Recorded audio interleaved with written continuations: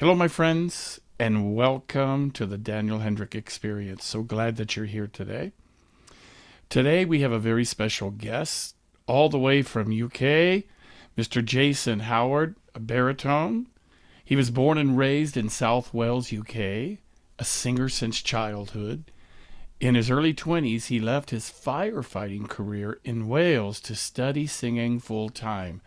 First at Trinity College of Music and then the Royal College of Music in London with John Wakefield and Norman Bailey, respectively. Some of his other mentors are pretty incredible as well, including Carlo Bergonzi, Alfredo Kraus, Giorgio Tozzi, and acclaimed English baritone Peter Glossop. Following his debut in 1989 as Don Giovanni at the Scottish Opera, he went on to sing at leading houses throughout Europe and the Americas. He made his European debut at the Opera Comique in Paris. His Covent Garden debut came as Marcello in La Boheme in 1996, and in 1998 he made his Chicago lyric opera debut as Adam Brandt in Morning Becomes Electra, a role he also sang in Seattle and New York. Well, Verdi has been featured highly in this incredible singer's career. He has also sung baritone roles such as La Traviata, Rigoletto, Macbeth, Nabucco, Il Trovatore, Don Carlos, Attila, and Otello in companies such as the Welsh and the English National Operas and Minnesota Opera. His German role debut came at Strasbourg in 2007 in the role of Wotan in Wagner's Ring. Now, one reviewer described him as the Wotan of his generation. That's a pretty incredible compliment. And when you hear this guy sing, you'll understand why. He further expanded his repertoire in 2010 with Scarpia in Tosca with Salzburg and Frankfurt. Other highlights include engagements at the Arena di Verona, the Royal Opera House, the Polish National Opera, the Royal Danish Opera, Houston Grand Opera, Philadelphia Opera. I could go on and on and on and on. Virtually, he's sung everywhere. Mr. Howard has also remained really active in musical theater, recording several complete musicals as well as a solo disc of Broadway melodies entitled Make Believe, The Hollywood Baritones. He has performed 3 major musicals on stage: Showboat at the Royal Shakespeare Company, South Pacific in the Lincoln Center production, and The Man of La Mancha for Portland Opera. Ladies and gentlemen, I'm really excited to hear Jason Howard's story of his life's journey and all of the ups and downs therein. So please stand by, and we're going to bring it to you right away. We'll be right back. All right, ladies and gentlemen, here we go. Welcome to the Daniel Hendrick Experience. We have an amazing singer with us here, opera singer, and crossover into Broadway singer. He just does it all. This gentleman has an incredibly gorgeous voice, which you're going to hear in just a few minutes. But let me just welcome Jason Howard to the show. Thank you, brother, for being here. I'm honored that you took an hour out of your day to spend it with us. My pleasure, Daniel. My pleasure. So we were just talking off camera a little bit ago about the most difficult roles. And I said to you, probably for me, Lakme was because it was super high and Yeah. little bit more than I should have done, but also Mephistopheles, the Boito version. How about for you? Um, well, it's very clear to me what the hardest roles were for me. Uh, in the German rep, it was Wotan in the Ring Cycle. Uh, you know, I take my hat off to anybody who can get through that. And I saw Um, you got a review for that where someone said that you were like the Wotan of your generation. yeah, I didn't agree with that review, but it was very nice. Yeah, yeah, and in the Italian rep, probably Rigoletto was Okay. because I mean it was a wonderful role, but it's long, it's high, it's tough, and it's very emotional. Of course, being a father of 2 daughters as well. Yeah, so those were the two. tough ones. Wow. And who would you say it was the majority, the person who, for the most part, formed your technique? Well, I had lots of help along the way from various colleagues and mentors. I had three main singing teachers. First one was a guy called Martin Hodson, who's still a good friend to this day. He was my first singing teacher in Wales when I was still a firefighter. And then I went to London to study, and I studied with a guy called John Wakefield, a wonderful Mozart tenor in the 60s and 70s. And he had an issue with his voice and lost his voice mid-career. So he had quite a dramatic fall from grace, but it taught him a lot. Of course, we learn from bad experiences in our lives, and he became a wonderful teacher. And he taught me for 3 years, and then for my fourth year of training, I went to the Royal College of Music to study with Norman Bailey, very famous English held and baritone, very distinguished singer, a Wow. lovely man and a great teacher. I also studied the Verdi rep with Peter Glossop, who was England's most successful Verdi Barrett. baritone. Yes. He Incredible sang, voice. oh, incredible voice, and he sang 7 seasons at La Scala singing Verdi to the Italians. That Not says a bad. lot. Yeah, nobody else has done it ever. Wow. So yeah, and there's been lots of other people. I had a wonderful lesson with Giorgio Tozzi once. Um, Alfredo Kraus taught me for a while when he was in London singing Tales of Hoffmann. Wow. I spent some time with Carlo Bergonzi in Italy, Yes, I read that. and yeah, I've had lots of wonderful influences. That's fantastic. Yeah. And from all of those folks that worked with you over the years, was there one thing that taught you that helped you to go to the next level? I think with the three main technical teachers, I really came to realize that until you conquer your instrument technically completely, you can't really go on to the next level of being a great interpreter. Because if you're Hmm. still struggling with technical issues, it's so distracting when you're on stage. If you're worried about a high note or can't get Exactly.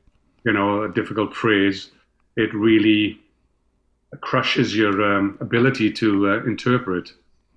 So became very clear to me that I had to get my voice as technically bulletproof as I could, Good uh, idea. and then that would release me to become a good artist. I say to my students now, it's like baking a lasagna. There's lots of layers, Yes, true. and you can't miss any layer out. You've got to be methodical. Yeah, you got to have the foundation, the first floor, second floor. Yeah, yeah, And singers these days seem to want to go for the top floor right away. yeah. Well, we live in the age of I want it yesterday. Exactly. The 2 minute sound clips and short attention spans, and so yeah, that is people want it quickly, but it can't be had quickly. And anything I found in my life, anything that's easy to get is usually not worth having. So Amen to that. Well, Jason, I was raised in a small steel town in Southern California, and my father was a steel worker for 30 years in the mill. right, And I grew up in like a Pentecostal church, gospel church, singing Jesus Loves Me from the time I was 2 years old. And I was the youngest of five kids. And yeah, we all sang. And that's how I began my journey. And when I was 15 or 16, I heard Mario Lanza for the first time. And I had this transcendental experience that made me want to become an opera singer. hmm And I know you grew up in Wales and were a fireman. So how did that start? And how did you get from being a kid in Wales to a fireman to an opera singer that's traveling all over the world? Well, I joined the fire brigade when I was 18. I was a little bit lost, like a lot of people are at that time in your life, and suddenly mentioned, "Why didn't you try for the fire department, as you call it in America?" And so I did, and there was 200 applicants for 14 places, and I was delighted to get selected and go to full-time training schools like the army, and I was happy in my life. I enjoyed being a fireman. But I joined I'm the youngest of four kids, and I grew up in a chapel, in the Baptist chapel in Wales, Okay. singing a lot of hearty singing of hymns went on, on Sunday. Mm-hmm. Mm-hmm. And my elder brother was in a male voice choir, excuse me, which is a big tradition in Wales. Male voice choirs there, particularly 30, 40 years ago, there were a lot of them in Wales. Mm-hmm. Like there were four in my hometown Mm. alone. I've done hundreds of concerts over the years in my career back in Wales as the guest artist of a male choir. Wow, When wonderful. when they put on their annual concert, they'd always Mm-hmm. have one or two guest artists, professionals, to be the soloists. And that's where I first heard my first professional opera singer when I was part of the baritone section of the choir, and they'd hire some singers to come up from Welsh National Opera from Cardiff, and I was Mm. like, "Wow, what's that? That's That. different." Ah, And okay. yeah, and so I was very young when I joined the choir. Think I was 17. I was the youngest in the choir, and I talked to the older guys, and they talk about their favorite singers. And yeah, I had a sort of an, an epiphany when with Lanza as well. Yeah, Okay. one Christmas, I was about 18, 19. I bought my mother this record for Christmas. Mario Lanza sings 20 golden favorites. I've still got the LP back in Wales. And she was out, it was about December the 22nd or 3rd, and I thought, well, I'll have a listen to this. I won't tell mum that I opened it. So I put it on the record player, put the needle down. I remember it was a dark, snowy night. I can see it like it was yesterday. And the first track on that album was Be My Love. With that And high C at the end. exactly, yeah, yeah. And so it's that big Ta-da-da. Hollywood intro, with the Right. brass. And Yes. we started singing, and I was like, I think my jaw was on the floor. And I listened to the whole album. I just sat there, it was low lights, almost dark in my front room in my parents' house. And I listened to it all. And I was hooked. I became a crazy Lanza fan. I joined the British Mario Lanza Society. I used to get a newsletter every month. I researched Mario Lanza. I became a bit obsessed by him. I'm a bit of an obsessive character when I get into something. Me too. And it helped me in my career, I have to say. Mm-hmm. I visited the Mario Lanza Museum in Philadelphia in 1980, I think it was. Wow. Yeah. I visited his birthplace in Philadelphia. I went to the Victor Cafe where he once worked as a waiter, Wow. and where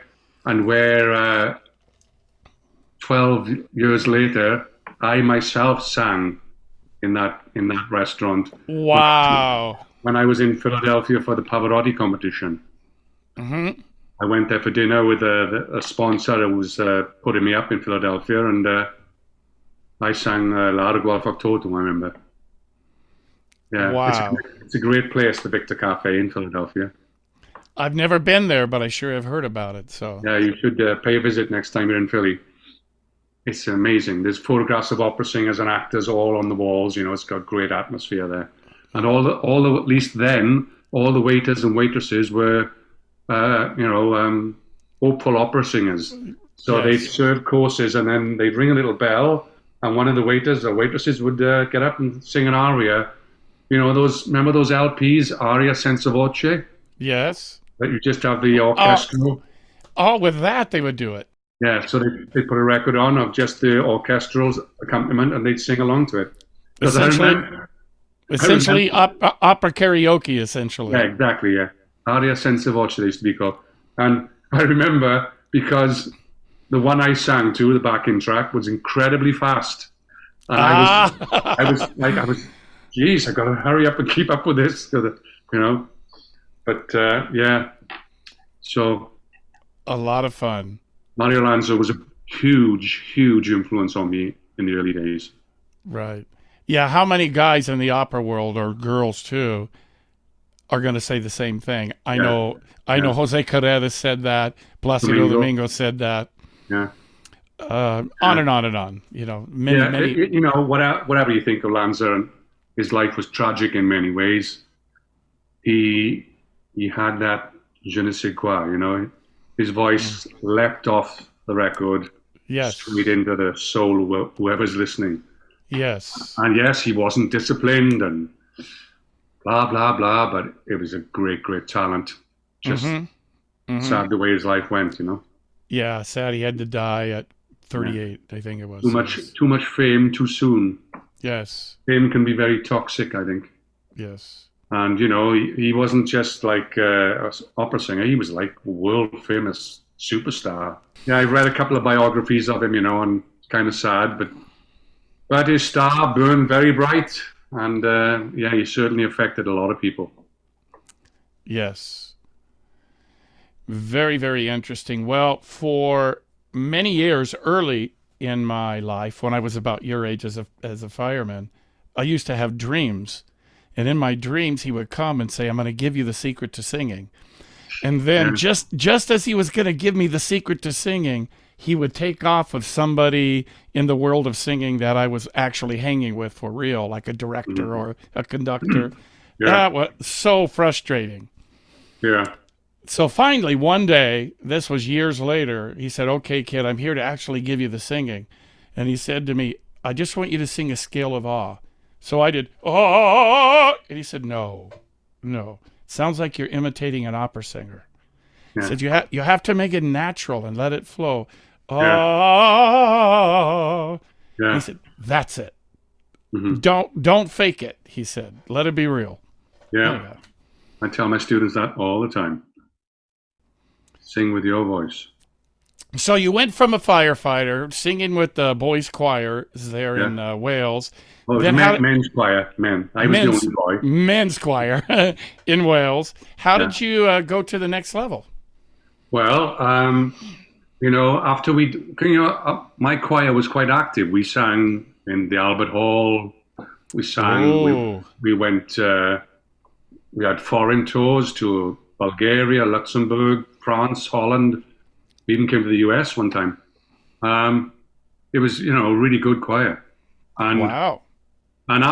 usually after a concert, we'd have what we call the afterglow. We'd end up in some bar or club, Yes, of uh, course. and the beer would be flowing, and that was when everybody did their party piece, you know. Okay. And we had some incredible singers. I mean, guys. In fact, there was one guy. He was a truck driver, and he used to sing. His big number was "The Impossible Dream" from Man of La Mancha, and I thought to myself, God, if he'd had training, he could have been a professional, you know. He was tall, Mm-hmm. good looking, great bass baritone voice. So I started to take lessons just to try and equip myself better at these booze ups after the concerts. Mm. And I used to have to drink about 4 or 5 pints before I could even think about singing. I just couldn't do it sober. I was so nervous. Mm-hmm. Mm-hmm.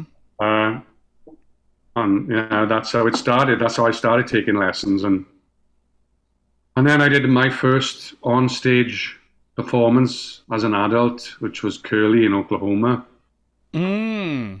and I was hooked. You know, I was I think I was 23, and I was the oldest guy on stage, and Okay. I was like, wow, this is magical. And also wrapped into this time was my obsession with opera was getting Mm-hmm. stronger and stronger. And Mm-hmm. by this time, I'd gone to seen my first opera in the theatre, which was Madame Butterfly, Welsh National Opera. Oh, Good one that's to my start with. that's my favorite part. Yeah, and ironically, and rather fittingly, that was my final role before I retired in 2020, which I was. Yeah. Wow. So my first opera I ever saw was Butterfly. The last opera I ever sang was Butterfly. So that's kind of a neat, Yes. you know. You brought everything together there. Yeah, yeah. So yeah, and then I started going to more and more operas at Welsh National Opera, which is about 40 minutes drive from where I live. I started to go to concerts of tenors. Wales had a very successful tenor then called Dennis O'Neill, Yes. and I went to see a few of his concerts. He's now a good friend of mine. Um, Wow. and yeah, the obsession just grew and grew. And my teacher in Wales said, "Well, if you really want to try and be a singer, you've got to go to college full time." Mm-hmm. And that frightened the hell out of me because that meant I had to give up the fire department. Mm. That was the biggest decision of my life up until that point. I guess so. But Wow. I had this tremendous fire burning in my belly, and something inside me told me that I could make it. Why, I don't know, because I wasn't one of those natural singers who had a superb voice from day one. I Mm-hmm. had to work at it, work at it, work at it, and build it brick by brick. I bet that makes you a great teacher today as a result of Well, that. hopefully. I mean, Yes. John and I, John Guys and I used to joke, that like John was a very like natural singer. Mm-hmm. Easy for him. He was singing, we met at Scottish Opera. I think it was one of his first international roles, and there he was up singing Siegmund, you know. Uh, Amazing. yeah, so, but for me, I was not a natural. Mm-hmm. Uh, but yeah, it served me well, I think, in my career and as a teacher. Excellent. So, yeah, I auditioned to some colleges, and I got in at Trinity College of Music in London, and I took the huge decision to lead the fire brigade. My father was not impressed. My mother Wow. said, my mother said, "You go for it, son." But Good. Good for fact mom. is, the fact is, they could have said what they wanted. I'd already made my mind up. Mm-hmm. Mm-hmm. Good for you. Yeah, I had this. I don't know. I had this feeling. I had nothing to back it up. Just a very strong feeling that I had the right attitude and the right work ethic, and yeah, Yep. I had this fire in my belly. I know what you mean. When you have that feeling, that's what I call when you know, you know. Yeah. And I had lost my voice at the Caruso competition in Italy with Giuseppe Di Stefano, who was my mentor. All right. And I came back 2 years later, still wasn't getting the voice back. They didn't know back then what spasmodic dysphonia was. When you lose the connection from your brain to the actual instrument. So Right. I sounded like a boy in puberty. Well, the pastor came to my house and basically told me, obviously it's God's plan that you're not a singer, Hmm. that you need to move on. Hmm. And I said to the pastor, well, the Bible says, blessed is he who believes and has not seen. Just because you haven't seen it, Pastor, I still believe. In fact, I know that I know. Hmm. And that's where the source of my book came, is because of what you were just talking about. And I think a lot of people who become international opera singers have to have some sort of knowingness within them. Yeah, That I've often thought what makes somebody successful as a singer. Can you tell me what that is? Huh. No, I don't think I can. I can make an educated guess. Okay. Um, I think it's a mixture, it's a synergy of different things. Being very self-aware, Mm-hmm. uh, and you've got to have that incredible mixture of incredible humility and super duper self-confidence. And if Yes. one of those things gets out of balance, it can totally derail you. You Yeah, I know? think the self-awareness part I struggled with, especially early on. Yeah, yeah. Um, and bottom line is, and I tell my students all the time, and they don't seem to get it. But I keep banging on at them. I said, look, if you want to be a singer, you've got to sing and sing and sing till you're Mm-hmm. fed up with the sound of your own voice. Good advice. You've got to go past that point of boredom into that sort of special place where you really start to make progress. Absolutely. I'm a big football fan, or soccer as you call it. Soccer. Okay.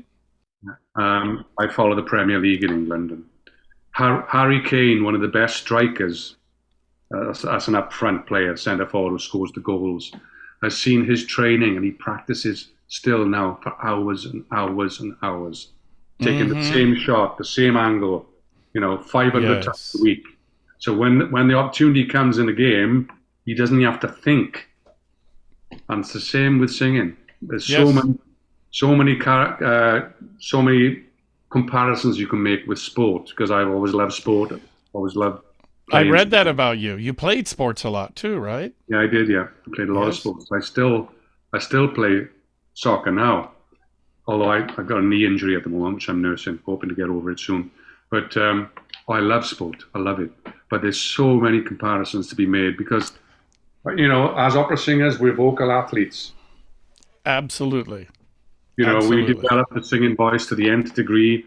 You know, God, I've had to sing over 100-piece orchestras sometimes in a big theatre. I mean, that doesn't happen overnight. Yes. Right, when I did Yochanan in John Zalame, it's John the Baptist. I mean, Mm-hmm. that orchestra is so loud. Yes. Scarpia in Tosca, so loud. Yes. Mandra and Siegfried, like an aircraft taking off next to you. Absolutely. Yeah. So, do you have any special stories or funny stories about what happened to you on stage and all of these performances you've done around the? Funny. I could tell by looking at your face, you got a few. So, Yeah. Now you put me on the spot, I probably can't remember any. I do remember, there's one thing. It's not funny, but it was quite an interesting story. I was singing the title role in Eugene Onegin at Welsh National Opera. And I came on to do my aria, and he sings the aria to Tatiana, and the girl who was singing Tatiana, wonderful soprano, she was a diabetic, and mm, she'd gone into a bit of, she was starting to faint on stage, wow. and I'll never forget that because I sort of held her up on stage. She was on her knees and sort of semi-conscious. So I spent the whole aria just churning out this aria, and Oh my God. I'm thinking, oh my God, trying to keep her like together so I could get her up and walk her off the set at the end of the aria. That You was you what, weren't like bring me some orange juice. yeah, 'cause I wasn't sure what was happening, but I knew she was a diabetic and she just probably, her sugar had got a bit low, but that was one interesting. That's a good one. Yeah, I've got a very good story about the day I made my Verdi debut in the first season out of college. It was at Scottish Opera. I started at Scottish Opera. Very good company, Hmm. especially back in those days. It's 1989, and I was just out of college, and they almost gave me the complete run of Papa Germont because the guy who was supposed to sing it pulled out about 4 months before the production was due. Okay. And it was a big production for Scottish. It was a co-production with La Scala, so Mm. a lot of money in it. And so they auditioned me, and they said, "Well, you sang it really well, but you're very young, and we don't want to put you under the pressure of a new production in your first year." Mm. So they gave me the Baron Dufall, and I was taking over the role of Germont at the end of the run. Anyway, third performance was a matinee in Glasgow, Theatre Royal. No cell phones in those days. So I get to the theatre a bit late that day, funnily enough, and I'm like rushing to get on for Act One for the Baron. I make it. I go on. I do Act One. I'm having a cup of tea in the green room, and the management come in. And they say, "Hey, you better get your Germont Père kit on. We can't find the baritone." Kid you not? And I'm like, Mm. "What?" Mm. And this one guy, stage manager, I knew was a bit of a joker, so I thought he was pulling my leg, and Mm. I told him to go forth. And but then 2 minutes later, the top management came in and said, "No, no, this is we can't find him. He's not answering Wow. his phone. So you're on in 10 minutes." And as you can imagine, I was like, luckily I'd learned it well, written in preparation for Mm. covering. Okay. Nancy Gustafson, American soprano, was Violetta. and Jorge Pita, the Cuban American tenor, was the tenor. Hmm. And I walked on and I did the whole scene with Nancy. And then I came off, and then I went back on and did Di Provenza with the tenor and that scene. And then I came off, and then I had to go back on as the Baron. And oh, look, we've got company. You did them both. Yeah, Oh, hello there. that's Leo. Just woke up. I must have said something loud. Um, and That's I did them amazing. both, yeah. But in Act Two, Scene Two, where the Baron is there, Germone qui il vedete, all that stuff, and then at the end of that, I had to run off and become sprayed, have my hair Oh sprayed my to God. go back on as Je mon père for disprezzo degno, Yeah. se sorrende. So it was a crazy afternoon, you know. So my Verdi debut was actually two roles in one opera and one performance. I remember And John Mauceri, the American conductor, who was the musical director of the Scottish Opera at the time, making this big announcement to the audience in the interval, and they were all laughing and cheering. And when I took my curtain call at the end, my God, oh, I went crazy. it went crazy. I got so drunk Wow. after, I could tell you. God, I bet. And did they pay you for both roles? that was the thing. They didn't pay me. They didn't pay me a penny extra. Ah! I was on a weekly salary, Oh, okay. very poor weekly salary, I have to say, less than I was getting in the fire brigade, and Yeah. they didn't give me a penny extra. But Wow. I made them pay a few years later when my star was rising, Sure. and they Sure. wanted me to sing Di Luna in Trovatore, and they offered something, and I said to my agent, I said, I'll do it for double that. And she said, well, they'll never accept that. I said, well, take it or leave it. Good luck, right? And they did. So I got the money out of them eventually. I had one not quite that dramatic as yours. That would have freaked me out having to do both. But Hmm. I was doing Macbeth with James Morris and Jerome Hines, All right. and I forgot to take the knife on stage to kill him. Right. So all I had was a sword. And he's Right. down on the ground, and I'm supposed to put the knife between his arm and his body. Well, it was Yeah. a sword. And as he's laying there, the sword falls over, and the audience starts laughing. Oh, And James God. comes off the set, "What the hell happened?" And I'm like, "I forgot the knife, and I'm so sorry." He's like, "No, it's not your fault. We have people back here that are supposed to remind you to bring your Yeah. stuff." Yeah. Thank God he was cool because he was a superstar, and here I was a nobody, right? When was that, Daniel? That had to be around 92, maybe 91. Baltimore Opera. Oh, interesting. Because when I sang my first Macbetto, I was double cast with Jim Mm, in 2000. It was. okay, Yeah, it's a high baritone role, and right. you know, And that's when I became friends with Jerome Hines, was from that. And he was the one that ended up getting me my contracts at New York City Opera. right. Wow, that was a great voice. Yes. And a great human being, too. Yeah, that Great. must have been a very dark voice, Oh, Banco and Macbetto, because Jim was a fantastic bass baritone. Hines was a incredible bass. Wow, yes. Yeah. And they were both taller than me, and I'm 6'3". And I thought, that's pretty weird. wow, wow. Yeah, Us- Jerome Hines was about 6'7", wasn't Something like that. Yeah. he? Yeah, Very I tall. read his book. Great singers and great singing. Yeah. Yes. Yeah. And I got to read his next book when it was still on his computer. And I mean, I was just starting back then. And he said, "So what do you think after you read it?" And I'm like, "Well, Mr. Hines, I think you're crazy. That can't work for tenors." And he told me, "Shut up," with his voice. "Shut up, kid. You don't know what you're talking about." Yeah, He was right. But anyhow, a great human being. Well, folks, we've been talking to this wonderful gentleman, and I want you to hear the beauty of his voice. So we're going to play a little something that he's got on YouTube. And do you want to fill us in on what it is or what you did with it? Or well, in 2000, I made an album called Make Believe, the Hollywood Baritones. and it was sort of tribute to my favorite musical theatre performers, Howard Keel and Gordon McRae. I was particularly a fan of Gordon McRae, and I had a chance to make this album. I made it in Prague, in then Czechoslovakia. Um, and yeah, this I remember this track very vividly because I stood in the middle of the orchestra. The orchestra was surrounding me, so I was right in the middle of the orchestra, looking at the conductor. I wasn't separate from the orchestra. I was in the midst of the strings, you know. Wow.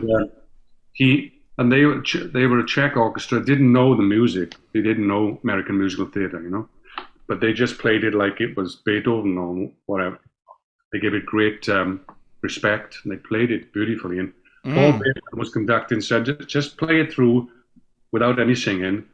And they played it through, and it was so moving and beautiful. I had tears in my eyes, and I looked at Paul, and so did he. And the guy in the production box said, "Okay, let's do a take." I was thinking about my brother who had passed away 5 years previously, and I knew he loved that song, and I felt he was there with me at that moment, and we went for a take, and what you hear is what came out. Well, you did a beautiful job. Let's check it out, ladies and gentlemen. When you walk through a storm, hold your head up high, and don't be afraid of the dark. At the end of the storm is a golden sky, and the sweet silver song of a lark. Walk on through the wind, walk on through the rain, though your dreams be tossed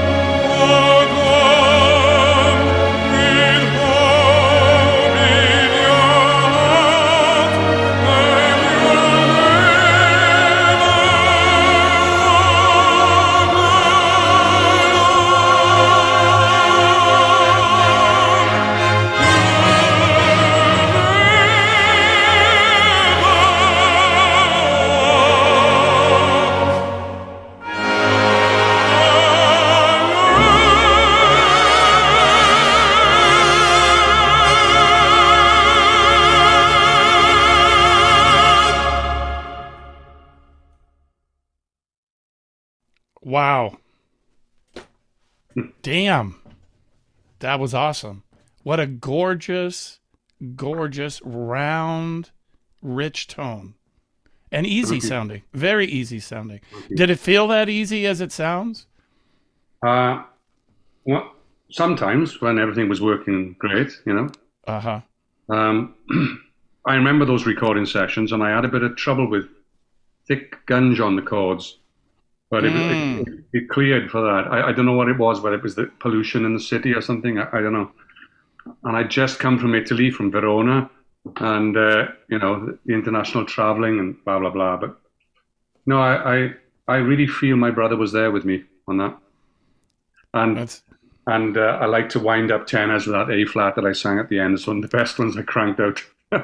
I heard that. That was so you did that in the key of D flat, I guess. That Yeah, I get. I know it was an A flat I finished on. I sang. There's two A yes. flats in that last phrase, and I look back now, and I remember Norman Bailey telling me this. He said, always give some time before you listen back to recordings. He said then Yes. you can be more objective then, you know. Absolutely. Yeah, yeah. But Well, what a wonderful song, eh? your transition through the passaggio there was just absolutely seamless. Was that something that you had intuitively, or did you learn that along the way? I had to learn that. Yeah, I had to learn that. You know, Very nice. it's well, there's that never walk alone. That's a string of Fs, you know. So it's bright Yes. for the tenor, particularly bang in the passaggio. Um, yeah, no, I really had to learn how to turn the voice, and I teach my students. It's a very nuanced thing, and people often overdo it, you know, and they choke on Yes. trying to so-called cover the sound, Yes. and Yes.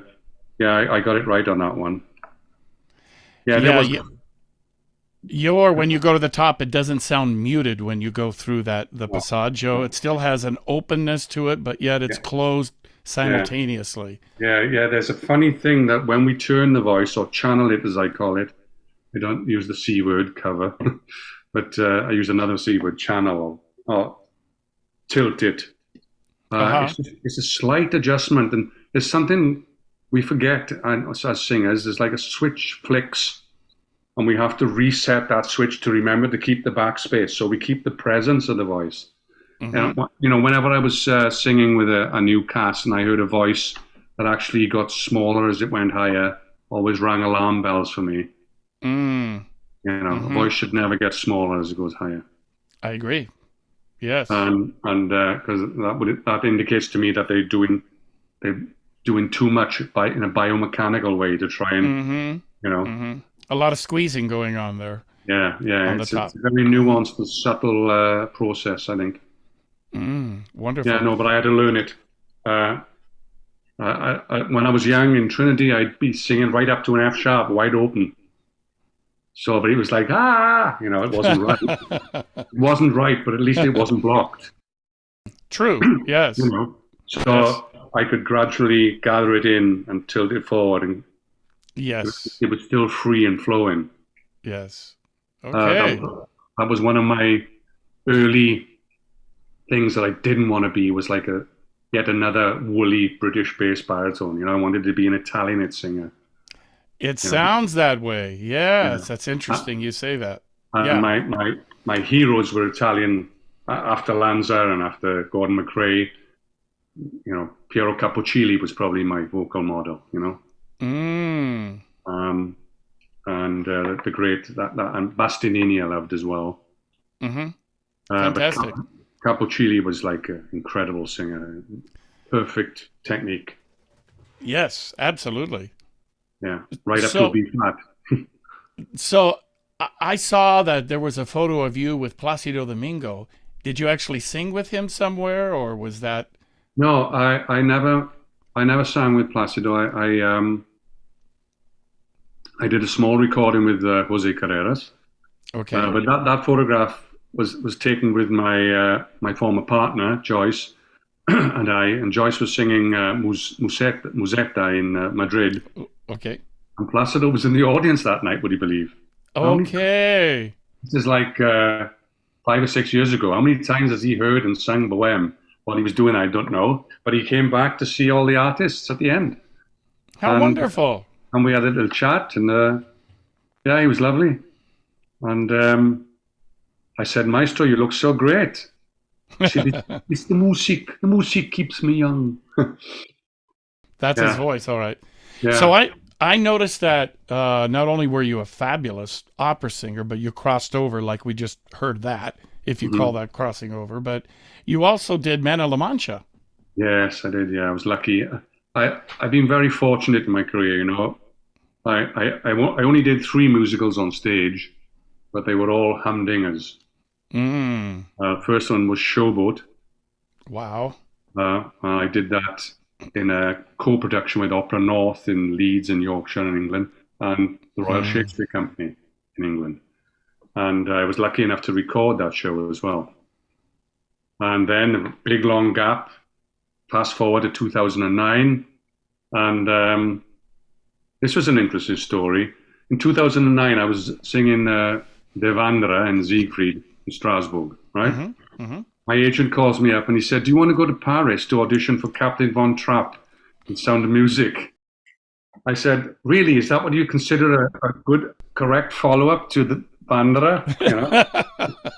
I said, look, I'll go if they hear my kids as well, right? And my kids were like 12 and 6 at the time. I said, I'll do the show. If they want me to do Captain Von Trapp, I'll only do it if they put my kids in the show. How wonderful. So we all went across from Strasbourg on the train to Paris. We had a lovely day in Paris. I sang Some Enchanted Evening, I think it was. My voice was trashed because I'd sang the Wanderer the night before, and what I say, that's loud as heck. And my 2 little girls sang beautifully. But anyway, I didn't get the part, right? Okay. But they hired American baritone Rodney Gilfrey. Now, Rodney was singing Emile de Becque in South Pacific in the US tour of the Broadway production. And so they needed a baritone to replace Rodney in South Pacific. So I didn't get the Paris job, but then I got a call from my agent in New York and said, do you want to come down and audition for South Pacific? It's the famous one has won 7 Tonys. And I said, okay, I'll come down. And I went down. And I did the audition, would you believe, after a few beers. But that's another story. Yeah. I have a few of those. Yeah, maybe that's why I got it, because I was relaxed. Yes. But yeah, I did the audition, and I ended up doing over 300 performances of that role. Because I did the US tour, and then I did it in the UK on the West End, and then I did the UK tour as well. So yeah, ironic that as an opera singer, the role I've sang most is Emile de Becque in South Pacific. But you have the voice for that. You have the perfect voice that can cross over and be totally believable with that sound. Yeah, and also that production that was directed by Bartlett Sher and originated in the Lincoln Center. The Rodgers and Hammerstein organization were involved, and they were insisting that Emile be cast as an opera singer, as Rodgers and Hammerstein did originally when they hired Ezio Pinza. Pinza, right. So, who had a hell of a voice too. He did, yeah. Yes. Yeah, it's a wonderful role. And yeah, I was always torn between musical theatre and opera. I loved them both, you know. Yes. And I was lucky that I recorded, I think it's about 6 complete shows of musicals. So I was able to keep a foot in both camps. And whenever I sang in Wales in a concert, I always did at least 2 or 3 numbers from musicals. Wonderful. Impossible Dream, you know, or Soliloquy, or If I Loved You, or What a Beautiful Morning. I mean, the list goes on. There's so many great baritone songs written in the classical musical theatre. Yes, yes. And I've heard many baritones choke at that last note of Soliloquy. Yeah. Take it. Yes. Yeah, that's on the album that the track we just listened to is on as well, and I'm quite happy with that. And where can people get this album? Is it on like Apple Music? There's one on my shelf around the corner. I don't know. I think it's available on Amazon. Or okay. Yeah, I think it's on Spotify too. Excellent. Yeah. Well, Yeah. my first professional role was Fiedka in Fiddler on the Roof. All right. You Yeah. know that Zava Nastarovia, heaven bless you. Right. I was 19 years old. I was a union job. I was at heaven. I couldn't believe it. Getting paid Mm, to do this, mm. you know. But it Yeah. went up to a G. But I'm also jealous because I've always wanted to do Don Quixote, Oh, and what a role that was. yeah. It's a very moving play actually, and and it was, it's only 2 hours long, the piece, Mm-hmm. but Don Quixote is on stage for about 1 hour 50 minutes of that, Mm-hmm. and I would come off every night, and I'm not a sweater, Soaked. but but my shirt was like somebody'd hosed me down. Yeah, Wow. it took a lot, and it was hard. It was hard, I'd sung Wagner by this point, I'd sung Johanna, I'd sung Flying Dutchman. I knew what a tough role was, Wow. but this Yes. role was hard because the dialogue was so tiring for the voice. Mm-hmm. Even Mm-hmm. even with the microphone and the wig, Yes. um, and particularly because I had to do a character voice as Don Quixote, I couldn't speak in my normal voice. Yes. I had to, well, Sancho, you had to sound like 85 years of age. Right. Right. So Yes. A lot of acting and dramatic acting, which yeah, takes a yeah. lot out of you. Very tiring. And by the time I'd get to Impossible Dream, I was pretty whipped, and I had to really gird my loins to get through that most Yes. famous of numbers. But what a great number! What a wonderful words! What a wonderful tune! Yes. The whole show. And the Magnificent. whole show actually Yeah. is start to finish. And we did it on the original Broadway set, Mm. and I had the same costume as Richard Kiley had on Broadway. It was just Oh, amazing. Yeah, wow. I remember it was really special, really special. That's I'll be forever grateful for Portland Opera putting that on and asking me to do it. wonderful. All Yeah. right, brother. I got two more questions for you, and then I'll Okay. let you go. I know you have to teach. First is there a role that you wish you had done that you weren't ever able to do? Yes. There's two actually. There's one in opera and there's one in musical theatre. Okay. So in opera, I sang quite a lot of Verdi, right? Mm-hmm. I sort of wandered into the Wagner by default, really, Mm-hmm. and I sang it in an Italianate way. That's a good thing. Yeah, but I was basically adapting an Italianate voice to a German opera. Mm-hmm. So Italian was my bag. Like when I sang Attila, Ezio in Attila early on in my career, I'd get to the end some night and I feel like I could sing it again. It's Mm-hmm. right in my wheelhouse. Mm-hmm. Um, so yeah, the two that ones that got away, as it were. There's probably others, but these are the ones that stick out in my mind. In opera, it's the title role in Simone Boccanegra. Mm-hmm. I'd love to have sung that role. Mm-hmm. And in musicals, it's Sweeney Todd. Ooh, okay. Yeah, I would love to have sung Sweeney Todd Wonderful. and played him. All right, last question. And seriously, not just generically speaking, what advice would you give to a young opera singer just starting? Starting a career or starting training? Starting a career. Mm-hmm. Well, there's lots of things I could say to somebody in that position, but if I just had to say one thing to them, I would say take what you think it takes to prepare a role and quadruple it. So Then you might be, preparation. yeah, and then you might be Yes. close to where you need to be. Yes, that is great advice. Be Yeah. super prepared so that you're never anxious or So when like you were when you did you subbed. If you Yeah. weren't supremely prepared, having to do two roles in one opera, you would have Yeah. been screwed. So Yeah, absolutely. And I great actually, advice. I always felt that way, but when it came to the ring cycle, because my first German role was Wotan in Das Rheingold. I'd never Wow. sung a German role in my life. Wow. So you know, That's amazing. so I had to, I really had to prepare, and I just expanded my preparation time. But yeah, I'd say that people underestimate what it takes to get a role, to really master a role, you know? Mm-hmm.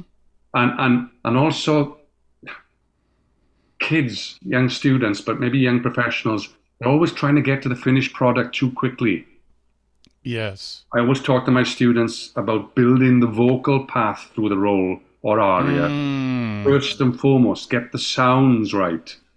The words and the dynamics and the colors, that's details to come later. First of all, it's like being a sculpture. You get the block of marble and you Mm-hmm. get the general shape. You Yes. slowly refine it down. But you don't try and immediately chop to the perfect finished thing on the first day. It takes Yes. time. It takes time, you know? Yeah, I always say don't put the icing on the cake until the cake is ready. Yeah, exactly. Yeah, exactly. Yeah. You can't have the bells and whistles. If you put them on, it's not going to last. No, exactly. Yeah. Do not rush to the finished product. That's how I'd say. That's, Beautiful. do the preparation. Keep those layers of that lasagna. You know, Excellent. Great analogy, lasagna. I'm going to use that. yeah. I'm fancying some lasagna for dinner now. Well, my friend, thank you. Ladies and gentlemen, the great Jason Howard, brother, thank you. What an honor it has been to speak with you and hear your wisdom, your history, your journey. And all I can say is I have a heart filled with gratitude for you Oh, showing up today. you're very welcome, Daniel. Very welcome. Anytime. Thank you so much and hope to see you soon. Okay. Take care. So there we have it, ladies and gentlemen. Mr. Jason Howard, baritone from Wales. Incredible career, incredible voice. You heard it earlier in the broadcast, his recording. If you didn't hear it, check it out on YouTube. Just type in his name, Jason Howard, and you're going to hear an outstanding baritone voice. I want to thank him for being on and sharing his life and his career with us. It was really fantastic. Thank you so much, Jason. So, my friends, if you get a chance, go check that out at the website. You can also, on the website, find a link for my book, Know You Know, which chronicles my life's journey. So that's it for today. Thank you again, Jason Howard, and thank you, folks, for tuning in and listening to the Daniel Hendrick Experience. Until next time, God bless. Take a breath and